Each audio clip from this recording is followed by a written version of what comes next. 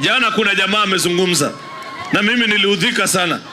Mtu ambaye tulipatia kura, tukampatia heshima kama rais wa Kenya kwa miaka 10, hata hakuwahi kanyaga hapa Dadaab siku moja kwa maisha yake yote, na amekuwa rais wa Kenya, hajawahi kukuja hapa.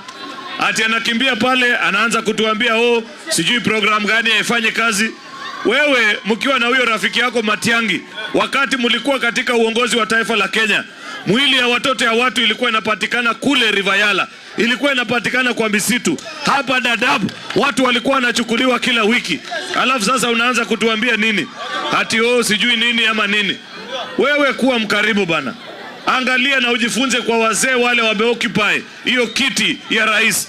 Wakati mzee Moi alienda retire, muliwahi kusikia akiongea siasa? Wakati mzee wetu Kibaki marehemu alienda retire, mulimuona akijiingiza kwa siasa ya upuzi?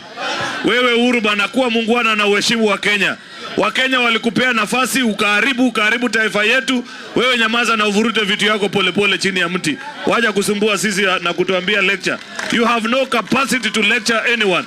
You have no right to lecture any leader in Kenya because you were granted an opportunity and you squandered it. Part of the bigger problems that this administration is trying to tackle are the messes that were created by you, Mr. Uhuru Kenyatta. You should be the last person to speak and try to tell anybody about this country. Dadaab